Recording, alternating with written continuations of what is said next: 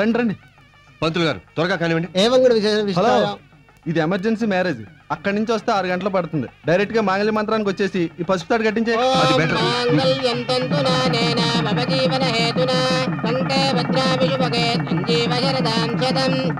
దండలు మార్చుకోండి అమ్మా.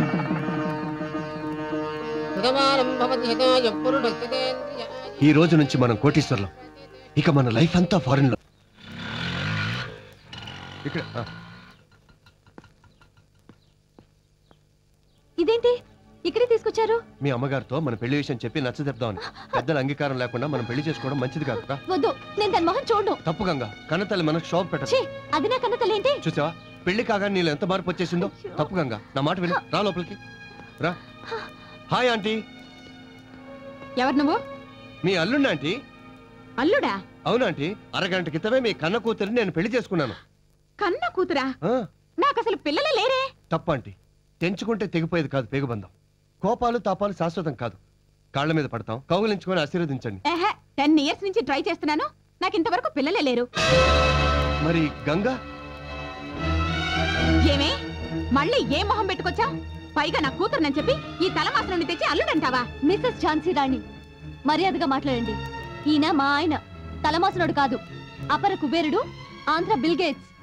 ఏమయ్యా, చూడటానికి టిప్ టాప్ గా ఉన్నావు, పడితే నాలాంటి ఫిగర్ ని పట్టాలి గాని ముష్టి పని మనిషిని పెళ్లి చేసుకుంటావా?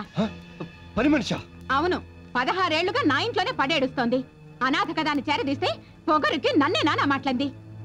ఏమిటి గంగా ఇది? అవునండి, ఇన్నాళ్ళు ఈ దిక్కుమాల ఇంట్లో పని మంచిగా ఉన్నాను. ఇప్పుడు మీరు తాళి కట్టి నన్ను గొప్పింటి దాన్ని చేశారని దానికి కడుపు మండుతోంది. కడుపు మండుతోంది దానికి కాదే, నాకు. నాకే. నువ్వేదో పెద్ద ప్రిన్సెస్ డయానా అనుకుని మెళ్ళో తాళి కట్టాను. నువ్వు నా బేవర్స్ కేసు అనుకోలేదు. ఏంటండి మీరు మాట్లాడేది? నోర్మై, పిచ్చ పిచ్చ డ్రెస్సులు వేసుకొని రోజుకో కారులో తిరుగుతూ అమ్మగారు అమ్మగారు అంటుంటే నీదేదో రాయల్ ఫ్యామిలీ, అమ్మని అమ్మగారు అని గౌరవిస్తున్నావు అనుకున్నాను. ఇలా లేబర్ అనుకోలేదు. వద్దు, ఇక నీకు నాకు ఏ సంబంధం లేదు. మీరు ఇలా అంటే నా పరిస్థితి ఏంటండి? గంగవ కదా, ఏ గంగలోనూ దూకు.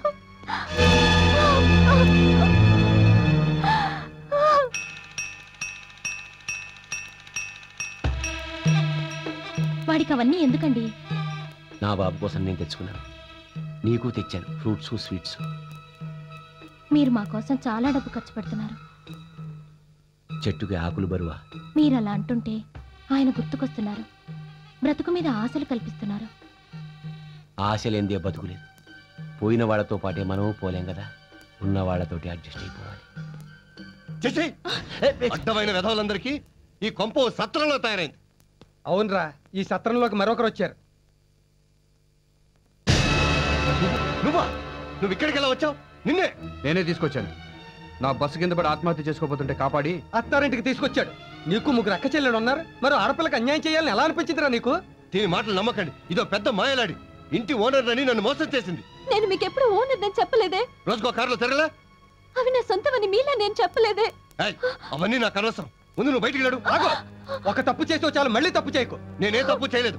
అసలు దీనికి నాకు ఏ సంబంధం లేదు. తాళి కట్టి సంబంధం లేదంటే? Shut up.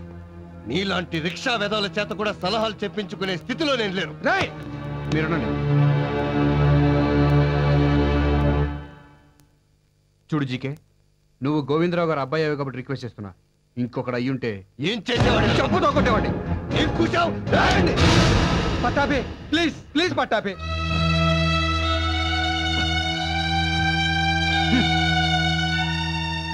ఇంకా ఏం చూస్తావే? బయటికి పో. ఆ అమ్మాయి వెళ్ళదు. వెళ్ళకుండా ఇక్కడే పడి తింటుందా? పడి తినాల్సిన కర్మ వదిలికేం పట్టలేదు. వదిన? అసలు నాకు ఇది పెళ్ళమే కాలేదు, నీకు వదినలా అయిందే? నీకు ఇష్టమైతే ఇంటి కోడలుగా ఉంటుంది, కష్టమైతే నా 4వ కూతురుగా ఉంటుంది. అందరూ కట్టకట్టుకొని చావండి.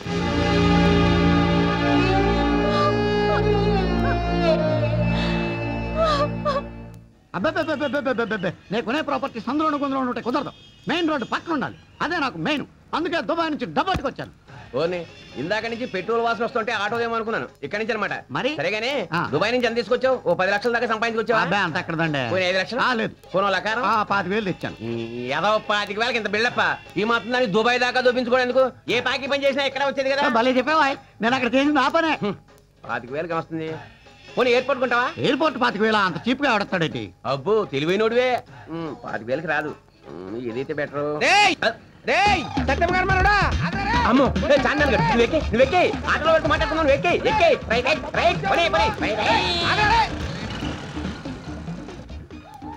నీకు మెయిన్ రోడ్ పక్కన ఉండాలి కదా అవును. ఇదిగో ఈ హుసేన్ సాగర్ ఎలా ఉంటది అది కొనుక్కుని నేను ఏం చేసుకోనండి? స్విమ్మింగ్ పూల్ చేసుకో ఈత కొట్టుకో ఈత రాదే. కొన్ని రొయ్యలు చెరువు చేసుకో సెంటర్ లో ఉన్న బుద్ధుడి విగ్రహానికి టికెట్ పెట్టుకో చేపల కంపు ఇంకేదన్నా చెప్పు. కానీ నాకు మెయిన్ గా మెయిన్ రోడ్ పక్కన ఉండాలి, అది మెయిన్. ఓ పని చెయ్యి మెయిన్ రోడ్ పక్కన అంటే మా ఇంటి సులభ కాంప్లెక్స్ ఉంటాయి తీసుకో డే నైట్ వర్కింగ్ నువ్వు 24 hours క్లీనింగ్ దుబాయ్ లో అదే పని కదండి, రొటీన్ అయిపోయి బోర్ కొట్టేస్తుంది. ఇంకేదన్నా చెప్పు.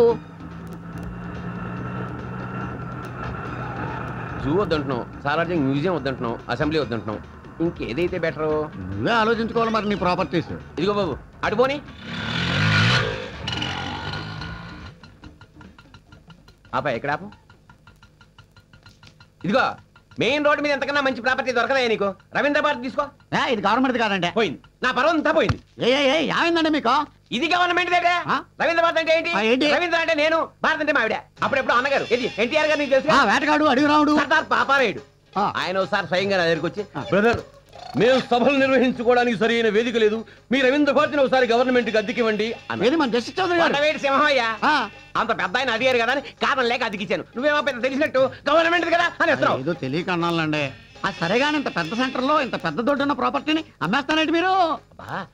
మన సీఎం గారు హైటెక్ సిటీ పక్కన హైటెక్ రవీంద్ర భారత్ ఒకటి కట్టమన్నారు రెండూ చూసుకోవడం కష్టం కదా అని నీకు ఇచ్చేస్తున్నాను ఇది నువ్వు తీసుకున్నావు అనుకో అదిగో అది చూడు చూసావు కదా అదే బిర్లా టెంపుల్ పొద్దున్నే లేచి ఇక్కడి నుంచే వెంకటేశ్వర స్వామికి నమస్కారం పెట్టుకోవచ్చు నమస్కారం.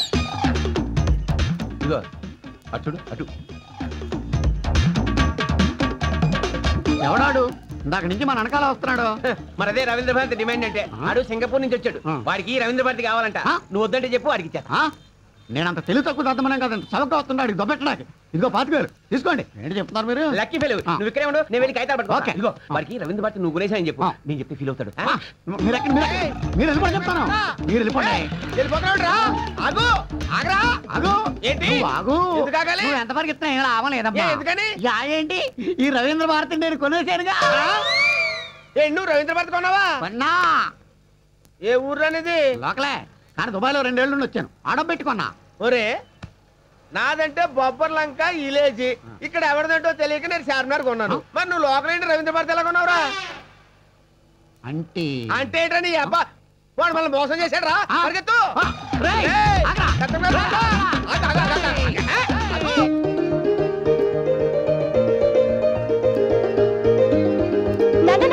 రిజల్ట్స్ వచ్చేసానా? క్లాస్ వచ్చిందా? నేను స్కూల్ ఫస్ట్ వచ్చాను. నా బంగారు తల్లి. అయితే నువ్వు నాకు మంచి గిఫ్ట్ ఇవ్వాలి. అలాగే ఈ రోజు నుంచి చదువు మానేయమ్మా. అవునమ్మా నువ్వు 10th క్లాస్తో చదువు ఆపేస్తే నీకు ఇంటర్మీడియట్ చదివిన మొగుడిని తెస్తే సరిపోతుంది. నువ్వు ఇంటర్ చదివితే నీకు డిగ్రీ చదివిన మొగుడిని తేవాలి. నువ్వు డిగ్రీ చదివితే పోస్ట్ గ్రాడ్యుయేట్ని తేవాలి. నువ్వు పోస్ట్ గ్రాడ్యుయేషన్ చదివితే నీకే కలెక్టర్నో డాక్టర్నో తేవాలమ్మా. నాకంత స్తోమత లేదు తల్లి. లేదు నాన్న నేను బాగా చదువుకొని గోల్డ్ మెడల్ని. వద్దమ్మా ఆడపిల్ల మెడకి గోల్డ్ మెడల్ కంటే పసుపు తాడే అందంగా ఉంటుందమ్మా.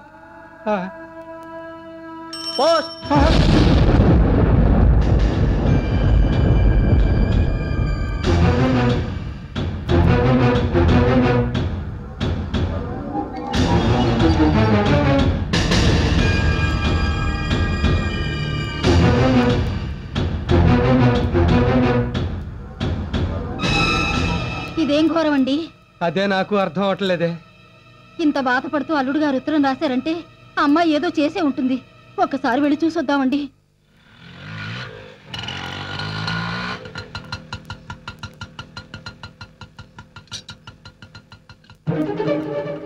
ఇంటికి తాళం వేసింది నాన్న. బయటికి ఏమైనా వెళ్ళారేమో. నేను అలా మెయిన్ రోడ్ దాకా వెళ్ళి చూసి వస్తాను. మీరు ఇక్కడే ఉండండి. ఓ వచ్చారా? ఏంటల్లుడు గారు ఇంట్లో తాళం వేసుకున్నారేంటి? నీ కూతురు చేసిన నీచమైన పనికి 10 మందిలో తలెత్తుకు తిరగలేక ఇలా దొంగలా ఇంట్లోనే పడి బతుకుతున్నా. ఏం చేసింది బావా మా అక్క? ఏ ఆడది చేయలేని వెద పని చేసింది. పంది కన్నట్టు పిల్లల్ని కనడం కాదు వాళ్ళకి మంచి విద్యా బుద్ధులు కూడా నేర్పించాలి. ఆ పాపిష్టి దాన్ని నాకు కట్టుబెట్టి నా గొంతు కోసారు. ఇక నా వల్ల కాదండి. అంత మాట అనుకు బాబు. అది తెలుసో తెలియకో ఏదో తప్పు. తెలియక కాదు తెలిసే కావాలనే ఈ నీచానికి దిగజారింది. తిట్టో కుట్టో దానికి సర్ది చెప్పుకుంటాం. కాస్త సర్దుకోండి బాబు. ఒసే ధనలక్ష్మి, ధనలక్ష్మి ఎక్కడికి వెళ్తాం ఊపుకుంటూ? అది కొంపలో ఉంటేగా పిలిస్తే పలకడానికి. ఎక్కడుంది? అదిగో ఎదురింట్లో వేరే కాపురం పెట్టుకుంది. వేరే కాపురమా? అవును, నన్ను వదిలేసి బజార్కి ఎక్కింది. వెళ్ళండి, ఆ దిక్కుమాలిన దానికి బుద్ధి చెప్పి ఇక్కడ తీసుకొస్తారో తీసుకుపోతారో డిసైడ్ చేసుకోండి. అది మాత్రం ఆ ఎదురింట్లో ఉండడానికి వీల్లేదు. వెళ్ళండి వెళ్ళండి.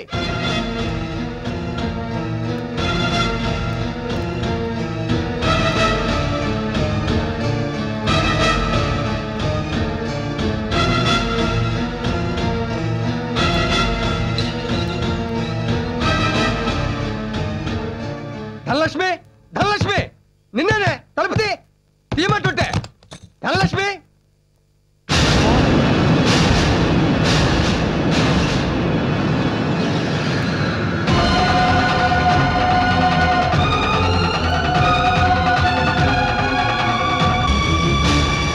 రండి నాన్న. రా అమ్మా, రా గాయత్రి. నీకేమైనా పిచ్చి పట్టిందా? ఏమిటయ్యి అవుతారు? నీకు ఈ శుభవార్త తెలియదు కదా, నా భర్త చనిపోయాడమ్మా. బంగారంలో అల్లుడు బతుకుంటే చచ్చిపోయాడంటావా? బతికుంది మీ అల్లుడు నాన్న, చచ్చిపోయింది నా భర్త. ఏమిటక్క మాటలు? అవును గాయత్రి, నా దృష్టిలో ఆ నీచుడు చచ్చిపోయాడు. అందుకే హిందూ సాంప్రదాయ ప్రకారం నేను విధవనయ్యాను. పాపిష్టిదానా, నువ్వు నా కూతురు అని చెప్పుకోవడానికి నాకు సిగ్గుగా ఉంది. వాణ్ణి అల్లుడని చెప్పుకోవడానికి ఇంకా సిగ్గుపడాలమ్మా. ఇక్కడే ఆపు. ఇదిగో రామా రా. ధనలక్ష్మి, చూడు ఎవరు వచ్చారు. ఎవరండి? శైలజ అని మా చుట్టాలమ్మాయి, వరుసకి నాకు చెల్లెలు అవుతుంది. నమస్కారం. చూడమ్మా, ఇది నీ సొంత ఇల్లు అనుకో, ఏమాత్రం మొహమాట పడద్దు. ధనలక్ష్మి, అమ్మాయి ప్రయాణం చేసి అలసిపోయి వచ్చింది. కాస్త వేడి నీళ్ళు తోడి టిఫిన్ చేసి పెట్టు. అలాగే. 10 గంటలకు ఇంటర్వ్యూకి తీసుకెళ్ళాలి. సరే. వెళ్ళమ్మా. రామ్మా. హలో సార్, నేను సాగర్ని. ఓ బ్రహ్మాండమైన కంప్యూటర్ వచ్చింది, కావాలంటే ఇమీడియట్ డెలివరీ ఇస్తాను. మీరు చాలా అదృష్టవంతులండి. దేనికి? ఇంత మంచి భర్త మీకు దొరికినందుకు. నిజానికి ఆయనకి నాకు ఏ చుట్టరికం లేదండి. ఇంటర్వ్యూ వచ్చిందని ఈ ఊరొచ్చాను. స్టేషన్ బయట ఆటో వాడెవడో చీట్ చేయడానికి ప్రయత్నిస్తుంటే ఇంతలో టైంకి మీ ఆయన వచ్చి సేవ్ చేశారు. లేకపోతే చాలా ఇబ్బంది పడేదానండి ఈ ఊరు కాని ఊళ్ళో. భలేవారే, ఏ ఇబ్బంది ఉండదండి. ఇప్పుడే గోదావరి జిల్లా నుంచి గోదావరి ఎక్స్ప్రెస్ లో వచ్చింది. నేను వెళ్తానండి. All the best Shailaja. Thank you. Rama, నిన్ను దింపేసి నేను ఆఫీస్కి వెళ్తా. ధనలక్ష్మి జాగ్రత్త, తలుపులేసుకో. సరే. అలా వారానికి అమ్మాయిని ఇంటికి తీసుకొచ్చేవాడు. స్నానం అది చేశాక ఇంటర్వ్యూకి తీసుకెళ్లేవాడు. ఒకసారి వచ్చిన వాళ్ళు రెండోసారి రాలేదు. అనుమానం వచ్చి ఒకరోజు. రండమ్మా, త్వరగా రెడీ అయ్యారండి, ఆఫీస్కి వెళ్దాం. ఏమండి, మీరేమి అనుకోనంటే ఒక విషయం అడుగు ధన. ఇలా అమ్మాయిని తీసుకొచ్చి ఇంటర్వ్యూలు అంటూ తీసుకెళ్తున్నారు, రికమెండేషన్స్ అంటున్నారు. అసలు మీరు ఏ ఉద్యోగం చేస్తున్నారండి? పెళ్ళైన ఇన్నేళ్ళకి అనుమానం వచ్చిందా? చెప్తాను. నాకు 3 అక్కలు, 2 చెల్లెళ్ళు. ఒకరోజు మేమంతా కలిసి గుడికి వెళ్తుండగా బస్ యాక్సిడెంట్ అయింది. నా కళ్ళ ముందే అక్కలు చెల్లెళ్ళు దారుణంగా చనిపోయారు. అప్పటి నుంచి ఏ ఆడపిల్లని చూసినా అక్కో చెల్లు అనే ఫీలింగ్ వస్తుంది. వాళ్ళకి సాయం చేయాలనిపిస్తుంది. అందుకే ఇలా. మీలాంటి భర్త దొరకడం నిజంగా నా అదృష్టం అండి. లేదు ధన, నీలాంటి భార్య దొరకడం నా అదృష్టం. అప్పటి నుంచి ఆయన మీద ఎంతో గౌరవం పెరిగింది. దేవుడు అనుకుని ఎంతో మురిసిపోయాను. ఎందరో ఆడపిల్లలకి అన్నగా సహాయం చేస్తున్నాడని ఆనందపడ్డాను. చెప్పటిలాగే ఒకరోజు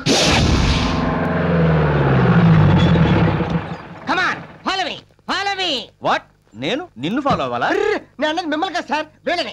నేను మీ అంకల్ ఫాలో అవుతాను, వాళ్ళు నా అంకల్ ఫాలో అవుతారు. మీరు పదండి సార్. సార్ వీళ్ళే సార్. వాడు ఎక్కడ ఉన్నాడో వెతకండి. అలాగే సార్. ఏంటండి ఇది? ఏమైంది? ఎక్కడ బ్రోకర్ గాడు? బ్రోకరా? ఎవరు? ఎవరా? ఎవరు ధన?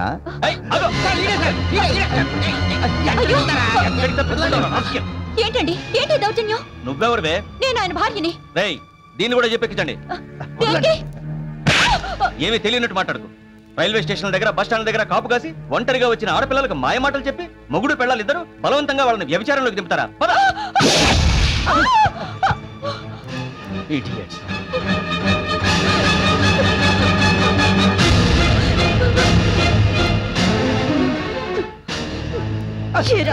బతుకు తెరువు కోసం ఎవరొస్తే చెల్లెమ్మ చెల్లెమ్మ నవ్వించి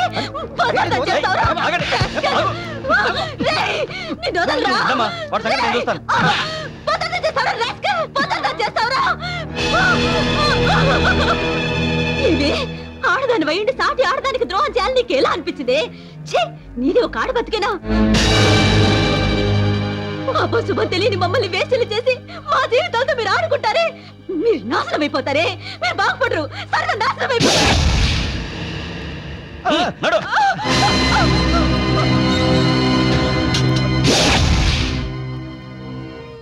అలా చెయ్యని నేరానికి వాడితో పాటు 3 నెలలు నన్ను జైల్లో పెట్టారు. 3 ముళ్ళు వేయించుకొని 7 అడుగులు నడిచిన నేరానికి మనసు చంపుకొని మొగుణ్ణి మార్చుకోవాలని. చాలు, ఇప్పటి వరకు మీరు చేసిన పాపాలు చాలు. ఇకనైనా నీతిగా నిజాయితీగా బతుకుదాం. కావాలంటే మీతో పాటు నేను ఉద్యోగం చేస్తా. ఏం ఉద్యోగం చేస్తావు? ఎంత జీతం తెస్తావు? 1000-2000, మహా అయితే 3000. అది నా ఒక పూట మందుకి, ఒక పూట తిండికి సరిపోదు. అంటే చూడు, ఏ తప్పు చేయకుండానే నువ్వు ప్రాస్టిట్యూట్ అయ్యావు, జైలు శిక్ష అనుభవించావు. ఇప్పుడు నువ్వు నేను సతీ సావిత్రిని, సీతామాతని చెప్పినా ఎవ్వరు నమ్మరు. అందుకే ఓ మాస్టర్ ప్లాన్ వేశా. అసలు ఈ ప్రాబ్లం అంతటికి కారణం ఆ అమ్మాయిలు బయట వాళ్ళు అవటం వల్ల వచ్చింది. వాళ్ళ పేరెంట్స్ కంప్లైంట్ ఇవ్వడంతో మన మీద రైడింగ్ జరిగింది. అదే మన వాళ్ళైతే, మన చుట్టాలైతే నో ప్రాబ్లం. అర్థం కాలేదా? ఏం లేదు, నీ చెల్లెలు ఇద్దరిని ఇక్కడ తీసుకొచ్చావనుకో, మన ఇంట్లోనే పెట్టి బ్రహ్మాండంగా బిజినెస్ చేయొచ్చు.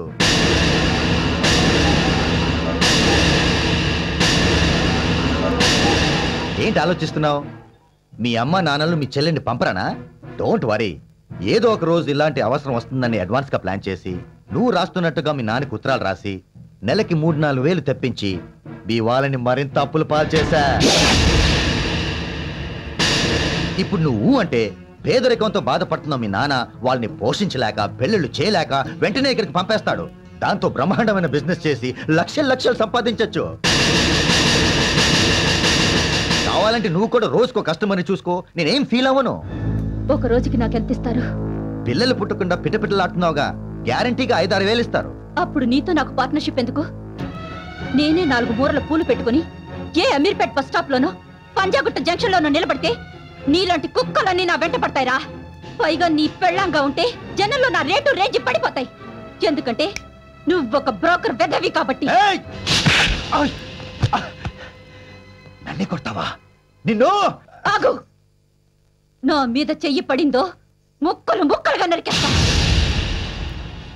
నువ్వు చేసిన ఈ పాపాలకి, నువ్వు తలపెట్టిన ఈ ఘోరానికి శిక్ష ఏంటో తెలుసా?